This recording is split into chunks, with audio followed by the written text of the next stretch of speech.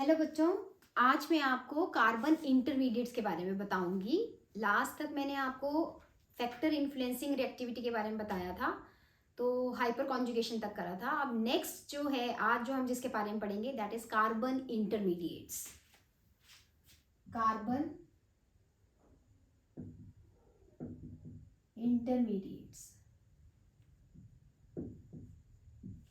Carbon intermediates क्या होते हैं? कार्बन इंटरमीडिएट्स मतलब जब भी कोई आपका रिएक्शन होता है, ऑर्गेनिक में कोई भी रिएक्शन होगा तो कुछ बॉन्ड ब्रेक होंगे। तो मेन फोकस ऑर्गेनिक में हमारा जो भी है वो कार्बन के ऊपर ही होता है, क्योंकि सारी ऑर्गेनिक कार्बन के आसपास ही घूमती है। अब बॉन्ड कैसे टूटेगा, ठीक है, या तो कार्बन के ऊपर पॉजिटिव आएगा या कार्बन के ऊपर नेगेटिव आएगा, या हो सकता है होमोलिटिक क्लीवेज होगी तो कार्बन के पास फ्री रेडिकल आएगा। तो इन्हीं को हम क्या बोलते हैं कि कार्बन, जब भी कार्बन का कोई ऑर्गेनिक कंपाउंड है और उसका बॉन्ड ब्रेक होता है तो बीच में कौन सी स्पीशीज बनती है, उनको हम बोलते हैं कार्बन इंटरमीडिएट। जो फर्स्ट इंटरमीडिएट आज हम पढ़ेंगे दैट इज कार्बोकेटाइन।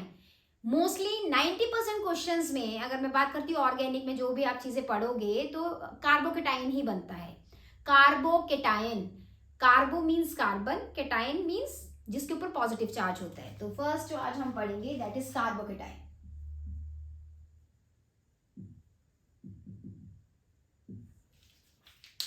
कार्बोकेटाइन में अगर मैं बात करूं, कार्बोकेटाइन क्या होता है, इसमें जैसे ये कार्बन है having 6 electron in their valence shell. ये है कार्बन हमेशा 4 बॉन्ड बनाता है, लेकिन अगर कार्बन 3 बॉन्ड बना रहा है तो इसका मतलब उसके पास कौन सा चार्ज आ रहा है, पॉजिटिव। तो इसको हम क्या बोलेंगे, कार्बोकेटाइन। अगर मैं बात करूं इसकी हाइब्रिडाइजेशन क्या होगी, इस केस में हाइब्रिडाइजेशन कैसे चेक करते हैं, जितने सिग्मा बॉन्ड है उसके हिसाब से आप हाइब्रिडाइजेशन चेक करते हो। 3 सिग्मा बॉन्ड है तो इसकी हाइब्रिडाइजेशन होगी sp2। sp2 का मतलब इसकी ज्योमेट्री क्या हुई, what is the geometry, that is trigonal planar. Trigonal planar, trigonal planar का मतलब जो आपका कार्बोकेटाइन होगा वो ऐसे होगा, ऐसे, ठीक है, ऐसे। तो इसको हम क्या बोलेंगे, कार्बोकेटाइन, जिसमें इसके आसपास कितने इलेक्ट्रॉन हैं, 3 बॉन्ड्स हैं, एक बॉन्ड में 2 इलेक्ट्रॉन्स होते हैं। तो अगर मैं बात करती हूँ इसके पास कितने इलेक्ट्रॉन होंगे, कार्बोकेटाइन जो है दैट विल कैरी 6 इलेक्ट्रॉन्स। तो इसके पास कितने इलेक्ट्रॉन्स होते हैं, 6 इलेक्ट्रॉन्स। अगर मैं बात करूं, अगर इसके पास 6 इलेक्ट्रॉन है, देखो हर कोई क्या चाहता है कि उसके पास 8 इलेक्ट्रॉन होने चाहिए, उसका ऑक्टेट कंप्लीट होना चाहिए। अगर कार्बन के पास 6 इलेक्ट्रॉन है it means it is electron deficient, ठीक है, इसीलिए इसके ऊपर कौन सा चार्ज है, पॉजिटिव। कार्बोकेटाइन क्या होता है, इलेक्ट्रॉन डेफिशिएंट, तो ये एक इलेक्ट्रोफाइल की तरह भी बिहेव करता है। अब इसकी क्लासिफिकेशन करते हैं हम, कार्बोकेटाइन की क्लासिफिकेशन कैसे होती है, तो नेक्स्ट मैं आपको बताऊंगी क्लासिफिकेशन। अगर मैं बात करूं तो इस केस में क्लासिफिकेशन क्या आती है, क्लासिफिकेशन, अगर मैं बात करती हूँ, मैंने सिंपल ये लिया है CH3 पॉजिटिव, इसको हम क्या बोलेंगे, this is methyl carbocation. Methyl carbocation. अगर कभी भी जिस कार्बन के साथ पॉजिटिव चार्ज होता है, जिस कार्बन के ऊपर पॉजिटिव चार्ज होता है वो फर्दर एक ही कार्बन के साथ अटैच्ड हो, ऐसे, तो this carbocation is known as primary carbocation. Primary carbocation कब बोला जाता है, जिस कार्बन पे आपने पॉजिटिव लगाया है वो फर्दर एक ही कार्बन के साथ अटैच्ड है, तो इसको हम क्या बोलते हैं, प्राइमरी। और जिसको मैं 1 डिग्री के साथ भी रिप्रेजेंट करती हूँ, प्राइमरी को हम ऐसे भी रिप्रेजेंट करते हैं, this is known as primary carbocation. Similarly अगर मैं बात करूं, कार्बन फर्दर 2 कार्बन के साथ अटैच्ड है, कौन सी कार्बन, जिसके आप ऊपर पॉजिटिव चार्ज है वो फर्दर 2 कार्बन के साथ अटैच्ड है, तो उसको हम सेकेंडरी बोलते हैं, सेकेंडरी कार्बोकेटाइन। और जिसको हम 2 डिग्री भी बोलते हैं, सेकेंडरी कार्बोकेटाइन। नेक्स्ट, कार्बन जो है, अगर ये जिस कार्बन के पास पॉजिटिव चार्ज है, जिस कार्बन के पास पॉजिटिव चार्ज है वो कार्बन फर्दर 3 कार्बन के साथ अटैच्ड हो, दिस इज 3 डिग्री कार्बोकेटाइन। और 3 डिग्री कार्बोकेटाइन को हम बोलते हैं टर्शरी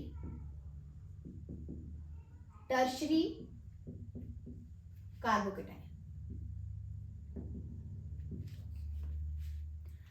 जिस कार्बन के ऊपर पॉजिटिव चार्ज होता है वो 1 कार्बन के साथ अटैच्ड हो 1 डिग्री प्राइमरी, अगर वो 2 कार्बन के साथ अटैच्ड हो 2 डिग्री सेकेंडरी, और वही कार्बन जिसके ऊपर पॉजिटिव चार्ज है वो फर्दर 3 कार्बन के साथ अटैच्ड हो उसको 3 डिग्री टर्शरी कार्बोकेटाइन बोला जाता है। नेक्स्ट, और बाकी एग्जांपल्स लेते हैं किसको क्या बोलते हैं। अब जो मैं कार्बोकेटाइन के आगे एग्जांपल्स लेने वाली हूँ ये कंपटीशन में इनके कॉमन नेम से ही पूछा जाता है। फॉर एग्जांपल अगर मैं नेक्स्ट बात करती हूँ एलाइल कार्बोकेटाइन। एलाइल कार्बोकेटाइन क्या होता है, कभी भी बेटा ऐसे देखने को मिले C double bond CH single bond CH2 positive, this carbocation is known as allyl carbocation. This is known as allyl. Allyl, this group is known as allyl, allyl carbocation. और अगर एलाइल के साथ आप Cl लगा दोगे तो उसको आप बोलोगे एलाइल क्लोराइड। जैसे कई बार एग्जांपल आता है पेपर में एलाइल क्लोराइड क्या होता है, तो ऐसे लिखोगे और आगे क्लोराइड लिख दोगे, ठीक है। सिमिलरली अगर कभी भी बेंजीन रिंग के साथ, ये बेंजीन रिंग है आपकी, ठीक है, इस रिंग के ऊपर CH2 है, यहां पे अगर पॉजिटिव चार्ज आ गया, this is known as benzyl. ये आपको कुछ एग्जांपल्स पता होने चाहिए। This is known as benzyl carbocation. Next आता है CH2 डबल बॉन्ड C। अगर इस डबल बॉन्डेड कार्बन के साथ ही पॉजिटिव चार्ज हो, this one, this carbocation is known as vinyl. This is known as vinyl carbocation. Vinyl carbocation. अगर मैं ऐसे, मेरे पास बेंजीन रिंग है, ठीक है, ऐसे बेंजीन रिंग है और इसके ऊपर ही आपने पॉजिटिव लिख दिया, this particular carbocation is known as phenyl. इसको हम बोलते हैं फिनाइल कार्बोकेटाइन। Phenyl carbocation. ये कुछ क्लासिफिकेशन हैं जिनके बारे में आपको पता होना चाहिए। 1 degree, 2 degree, 3 degree. This is allyl carbocation. Allyl में हमेशा डबल बॉन्ड के बाद सिंगल बॉन्ड, फिर कार्बन के ऊपर पॉजिटिव होता है और इसमें रेजोनेंस होती है।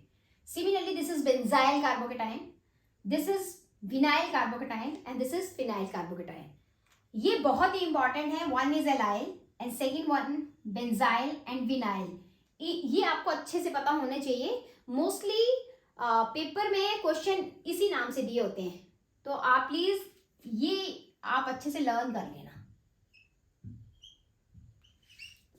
ठीक है। ये इंपॉर्टेंट है, आप अच्छे से ध्यान से देखो कि किसको क्या बोलते हैं।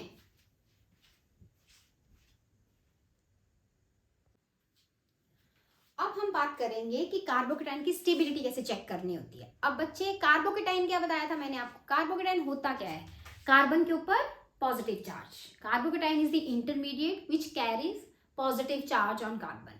अगर मैं बात करती हूँ कार्बन के ऊपर पॉजिटिव चार्ज हो तो उसको हम कार्बोकेटाइन बोलते हैं, और उसके आसपास कितने इलेक्ट्रॉन होते हैं, 6। ये मैं ऑलरेडी आपको बता चुकी हूँ कि कार्बन के आसपास कितने इलेक्ट्रॉन होते हैं। इसके वैलेंस शेल में 6 इलेक्ट्रॉन होते हैं और इसको इलेक्ट्रॉन चाहिए तभी स्टेबल होगा। What is the meaning of stable? देखो, किसी के ऊपर जो भी चार्ज है, जब आप उस चार्ज को डिमिनिश कर दोगे इट मीन्स वो स्टेबल हो जाएगा। मतलब पॉजिटिव चार्ज अगर तुम खत्म कर दो तो वो स्टेबल हो जाएगा। किसी के ऊपर नेगेटिव चार्ज हो, अगर वो नेगेटिव चार्ज खत्म कर दोगे तो स्टेबल हो जाएगा। जो भी इंटरमीडिएट है, आपको जो उसके ऊपर जो चार्ज है आपको वो खत्म करना है।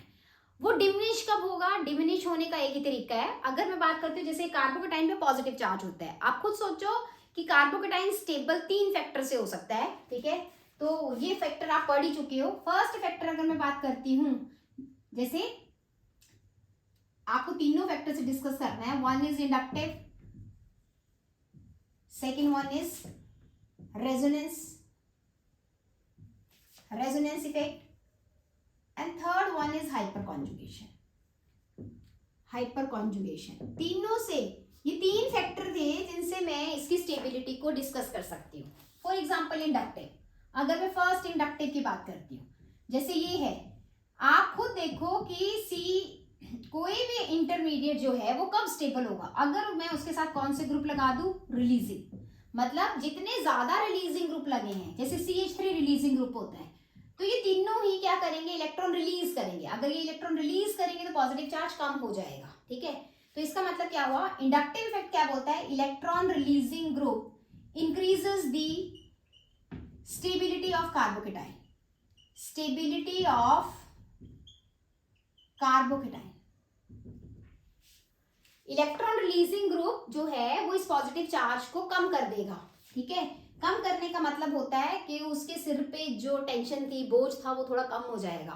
It means stability increases, electron releasing group increases the stability of carbocation. इसी चीज को मैं जब, अगर यही आपका फैक्टर मुझे रेजोनेंस से देखना होता, ठीक है, रेजोनेंस से आप इस फैक्टर को कैसे देखोगे, जैसे सपोज करो CH3, ठीक है, O और यहाँ पे है CH2 positive, this is also carbocation, but ये एक ऐसा कंपाउंड है विच इज कॉन्जुगेटेड। कॉन्जुगेटेड का मतलब क्या होता है, जिसमें रेजोनेंस हो रही है, ठीक है। बेटा अगर आपको रेजोनेंस देखने नहीं आती तो आप मेरी प्रीवियस वीडियोस ऑलरेडी मैं डिस्क्रिप्शन में लिंक भेज दूंगी, आप वो वीडियोस में रेजोनेंस वाली वीडियोस देखना। तो रेजोनेंस में ये कॉन्जुगेटेड सिस्टम होता है, ये लोन पेयर ऐसे जाएगा और इसका जो रेजोनेटिंग स्ट्रक्चर बनेगा कुछ ऐसा बनेगा। ये न्यूट्रल है और जब अपने इलेक्ट्रॉन दे देगा तो इसके ऊपर पॉजिटिव आ जाएगा और यहाँ पे डबल बॉन्ड, इसका पॉजिटिव चार्ज ये डिमिनिश कर देगा। ये रेजोनेंस से स्टेबल हुआ है। और थर्ड फैक्टर होता है स्टेबिलिटी का, that is hyper conjugation. Hyper conjugation, तो हाइपर कॉन्जुगेशन मैंने पिछले लेक्चर में बताया है कि कैसे होता है हाइपर कॉन्जुगेशन। जैसे ये है आपके पास कोई कार्बोकेटाइन, तो ये हाइपर कॉन्जुगेशन से जो अल्फा कार्बन का H होता है वो इसके साथ कॉन्जुगेशन में पार्टिसिपेट करता है। तो आपका ऐसे बनेगा, इस H के ऊपर पॉजिटिव प्लस माइनस मिलके डबल बॉन्ड बना देंगे, ठीक है। जितने अल्फा कार्बन के साथ H लगे होते हैं वो सब हाइपर कॉन्जुगेशन में पार्टिसिपेट करते हैं। तो 3, अगर मेरे पास अल्फा H है तो 3 हाइपर कॉन्जुगेटिव स्ट्रक्चर बनेंगे। एक मैंने बना दिया और 2 इसके और बनेंगे, 2 मोर हाइपर कॉन्जुगेटिव स्ट्रक्चर, 2 मोर हाइपर कॉन्जुगेटिव स्ट्रक्चर्स। तो कभी भी कार्बोकेटाइन की अगर स्टेबिलिटी एक्सप्लेन करनी है तो ये 3 फैक्टर होते हैं जिससे मैं एक्सप्लेन कर सकती हूँ। आप जब भी कोई क्वेश्चन दिया होगा तो सबसे पहले आप रेजोनेंस देखना, रेजोनेंस डोमिनेटिंग फैक्टर होता है। सबसे पहले मैं रेजोनेंस से आंसर फाइंड आउट करूंगी, फिर हाइपर कॉन्जुगेशन और सबसे लास्ट में हम इंडक्टिव को देखते हैं। अब बात करती हूं मैं order of stability of carbocation. So next is order of stability of carbocation. Order of stability of carbocation, क्या ऑर्डर होगा स्टेबिलिटी का? तो बेटा सबसे पहले हमेशा मैंने क्या बोला, रेजोनेंस स्टेबलाइज्ड वाला सबसे ज्यादा स्टेबल होता है। In general resonance stabilised, resonance stabilised, जो भी रेजोनेंस स्टेबलाइज्ड कार्बोकेटाइन होगा that will be highly stable. Then आपका आएगा 3 डिग्री, फिर आपका आएगा 2 डिग्री सेकेंडरी, फिर आएगा 1 डिग्री, देन मिथाइल। ये स्टेबिलिटी ऑर्डर होता है। और अनस्टेबल कार्बोकेटाइन कौन से होते हैं उनको मैं सबसे पीछे लिख रही हूं, दैट इज फिनाइल। ऐसे जो होता है ना, ये फिनाइल और विनाइल, ये दोनों ही हाईली अनस्टेबल होते हैं। Both are highly unstable. ये आपको पता होना चाहिए बिकॉज डबल बॉन्ड के ऊपर आपका पॉजिटिव चार्ज आ रहा है। डबल बॉन्ड वो ऑलरेडी इलेक्ट्रोनेगेटिव होता है और उसके ऊपर आप पॉजिटिव लिख रहे हो, हाईली अनस्टेबल। रेजोनेंस स्टेबलाइज सबसे ज्यादा स्टेबल होता है, वो भी कौन सा, जिसमें ऑक्टेट कंप्लीट हो रहा हो, ऑक्टेट कंप्लीट हो रहा हो।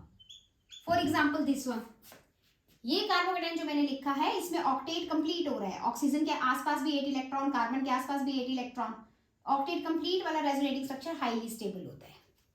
अब मैं बात करती हूँ एक्सपेरिमेंटल ऑर्डर, भी आपको पता होना चाहिए।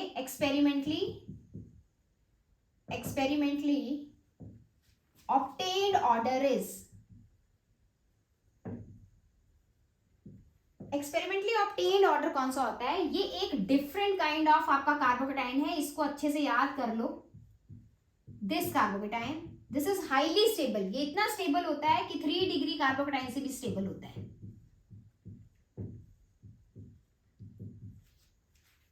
3 डिग्री कार्बोकेटाइन किससे स्टेबल होता है? ये बेंजाइल से स्टेबल होता है, ये बेंजाइल से स्टेबल होता है।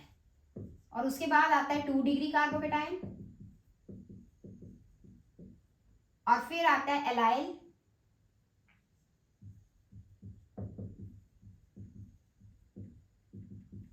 And then 1 degree. ये ऑर्डर होता है। तो प्लीज इस ऑर्डर पे ध्यान देना। बेंजाइल से ज्यादा स्टेबल 3 डिग्री वाला होता है। और ये वाला जब भी आपको ऐसे ट्राइंगल की फॉर्म में आपको साइक्लोप्रोपाइल मिथाइल कार्बोकेटाइन कहीं पे दिख जाए, दैट इज हाईली स्टेबल। ठीक है, this one is highly stable. ये वाला जो है ये आपका हाईली स्टेबल क्यों है? इसमें भी एक स्पेशल टाइप की रेजोनेंस होती है। इसमें अगर मैं बात करूं तो ये आपका जो है ये ट्राइंगल की फॉर्म में होता है, बट है क्या, इसमें sp3 हाइब्रिडाइज्ड है। 109 का एंगल होना चाहिए, बट इसके अंदर जो है एंगल वो 60 का होता है। तो इसके जो ऑर्बिटल होते हैं यहाँ पे बहुत ज्यादा एंगल स्ट्रेन होता है, जिसके कारण ये इजीली से ब्रेक कर जाता है। इस केस में ये एक रेजोनेंस होती है जो इसके साथ पार्टिसिपेट करता है। ठीक है, अगर मैं बात करूं नीट में ऐसा क्वेश्चन तो पूछा नहीं जाता है, वहां पे इतना टफ लेवल नहीं आता है, बट जो जेईई मेंस के बच्चे हैं उनको इस चीज के बारे में पता होना चाहिए। इसमें बेंट ऑर्बिटल होते हैं जो इस पॉजिटिव के साथ कॉन्जुगेशन करते हैं। तो कुछ इस टाइप का इसका ऐसे